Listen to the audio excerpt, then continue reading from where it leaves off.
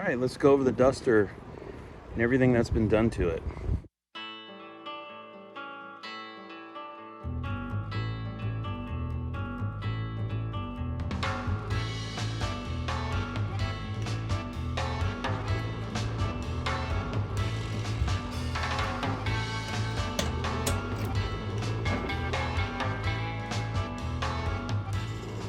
All right, let's start with the back of the car. So this is my 1974 Plymouth Duster. The rear end is an 8 3/4. This was actually originally out of a Dodge D100. I had it cut down. The axles in it are Dutchman axles. I have a 410 gear. It's got a sure grip in it. The width of the 8 3/4 is basically a stock A-body width. So the leaf spring is a monoleaf from Calvert, the guys that make Caltrack bars. When I went to these springs, they sent me the leaf springs. I put it in there and it was basically slopping around in the front box. So I called them up and I'm like, hey, what's going on? Well, they thought I had Caltrack bars, which has a plate on each side of it, so it kind of takes up that space. So since I didn't have Caltrack bars, they sent me basically big washers or spacers to kind of consume that space. The rear perch that mounts the leaf spring used to be mounted right here. There's bolts here for it. I took the one off the other side, and basically with the original mount here, I pinpointed where the eyelet should go to keep it in its original position. So it's in its original position in this direction, and it's in its original position as far as like height or how far down from the floor it is. So that didn't change, it just got moved over. So when I took this off, I basically flipped it this way, so it's kind of shaped like a diamond like that somewhat, and I cut the frame and I welded it in place, but it's a little wider than the frame rail was, so I had to put in like another plate from in between the shackle mount and the frame rail. The front leaf spring perch, original mounting surface is right here for the front of the leaf spring. I bought a relocation kit. This is the box it came with. So I didn't want to cut into the frame too deep and compromise the strength of the frame rail. So I basically only went in this far.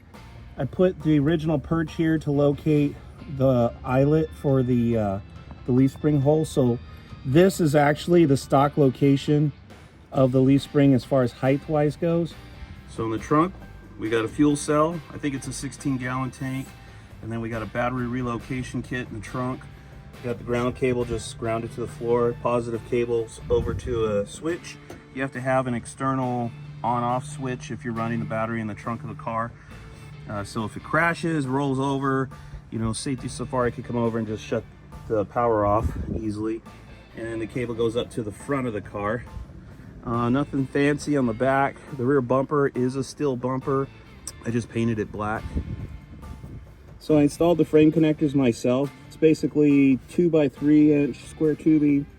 I basically notched the back and then cupped it over the front of the rear frame rail and then welded it in place.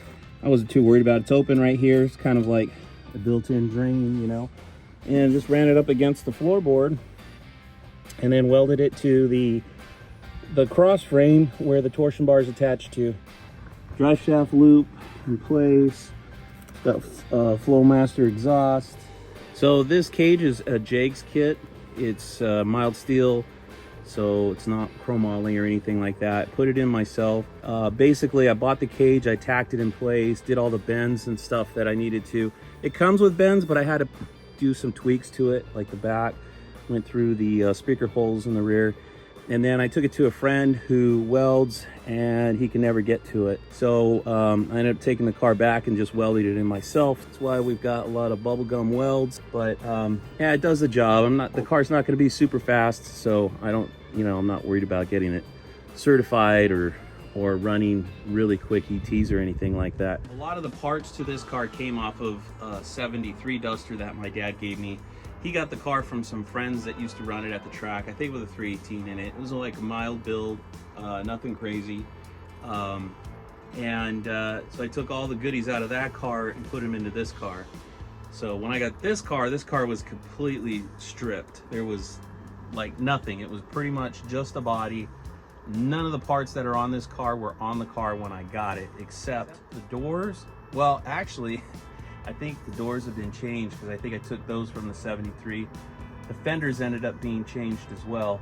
So they came with the car, but I ended up changing it. So it was really just the body and the deck lid. I'm pretty sure this was the glass from the 73. So anyway, bought carpet for it. Got a B&M shifter, ratcheting shifter. Transmission's got a manual valve body in it. And then I put in a Jazz plastic seat. I had PT Cruiser seats in here, but they're so thick, and where I put the cage, I couldn't get the seat back far enough, so I was really close to the steering wheel. I wish that I had leaned the main hoop back a little bit, just to add more clearance to the seat. But now that we got these thinner seats in here, it feels pretty good.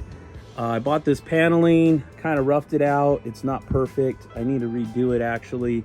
But I just put it in because you can't have an open trunk to the rear, because I got a fuel cell back there. So you got to have some sort of paneling. So I put that in.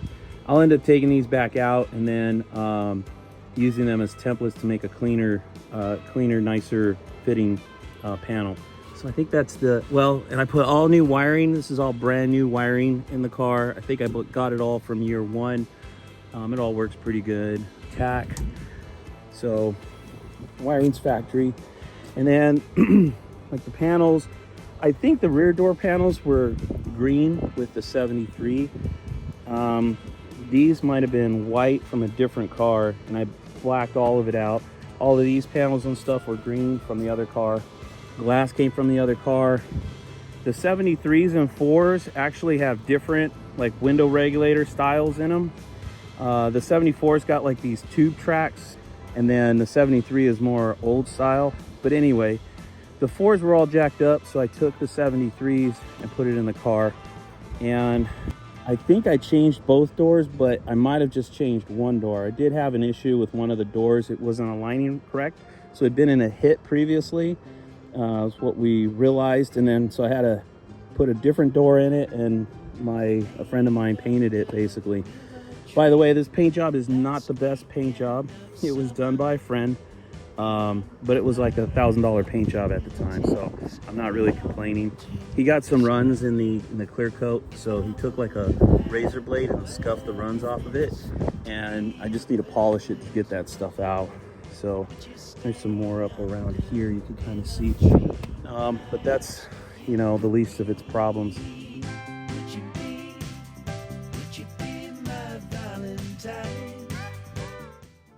So I bought this car from a guy up in the high desert, which is like the Hesperia, Apple Valley area of California.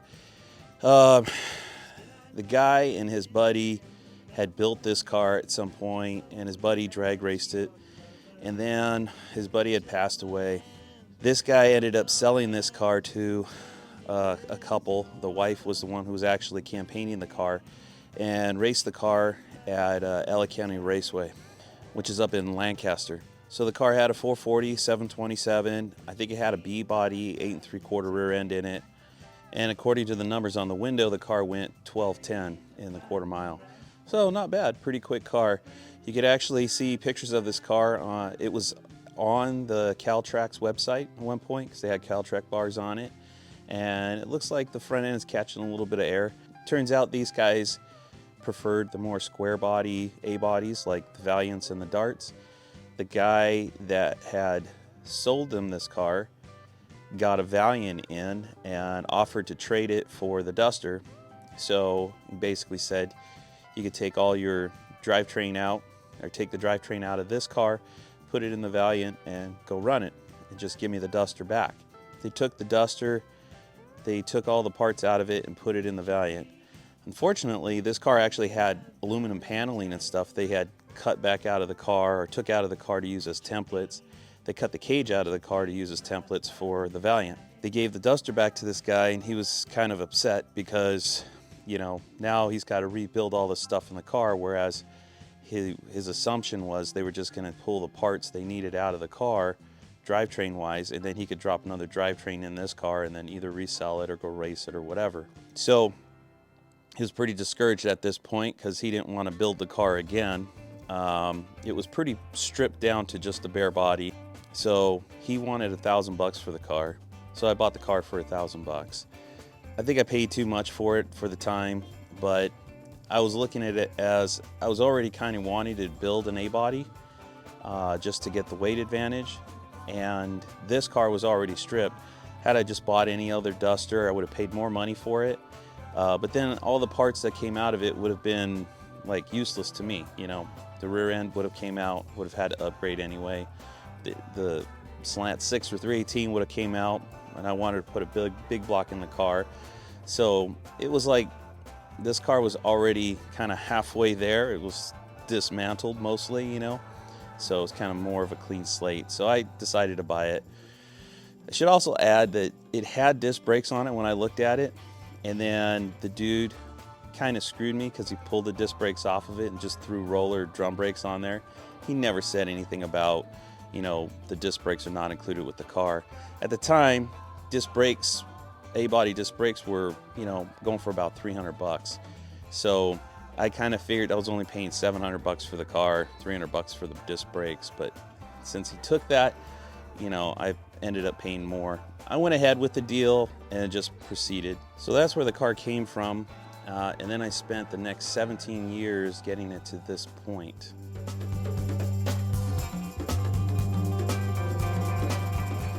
So the goal of this car right out of the gate is to get it to Verona, November 18th. A bunch of friends are coming out. We're all gonna hang out there and do some drag racing and stuff.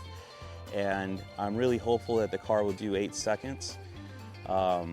You know, I don't wanna get too greedy and hope for anything faster than that. If it goes faster than that, that would be great. If it goes 8 seconds, I think it'll be a good thing. And I think I have a lot of room in the car to tune it and make improvements to get it to go faster. So we'll see what it does.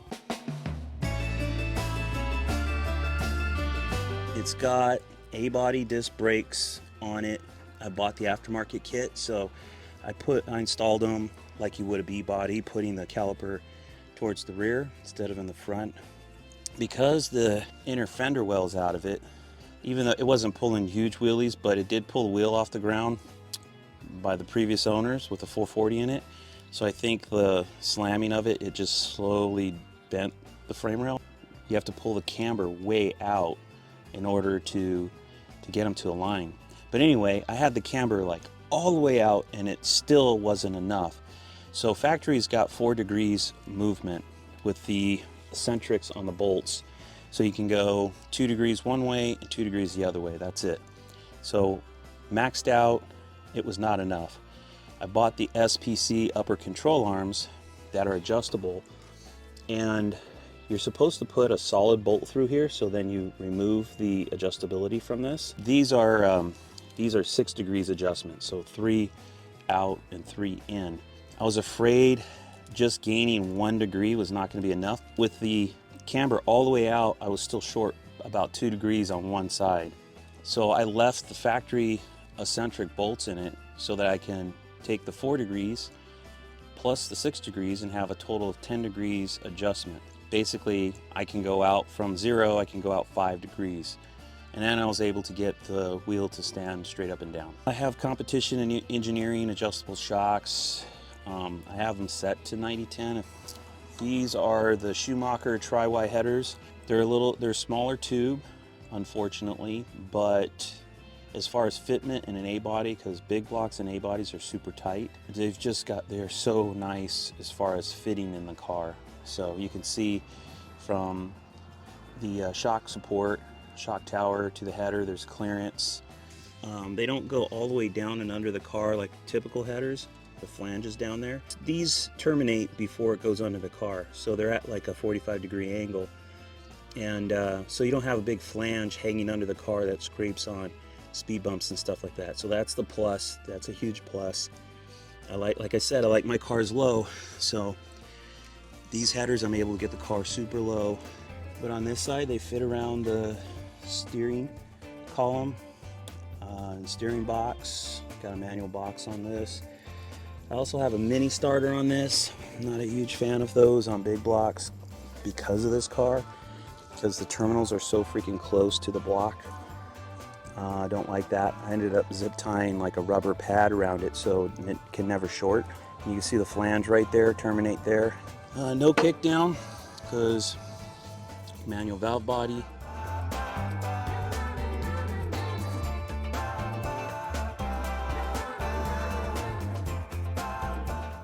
And I got these from Mancini, this big arm.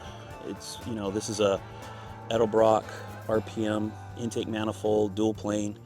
It's huge. I love these intake manifolds because they're great for bottom end torque, and yet they flow really well. So, but they're big, and you can't have a flat hood on them. So anyway, these throttle brackets are pretty neat because they got adjustability, so you can kind of fine tune your throttle bracket. And like I said, I don't have to worry about kick down because it's manual valve body.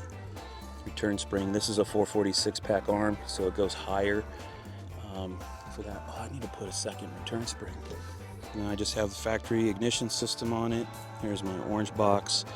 The motor, it's just 9.5 to 1 pistons. It is a fresh rebuild when I had it rebuilt like 15 years ago or so. Nothing special.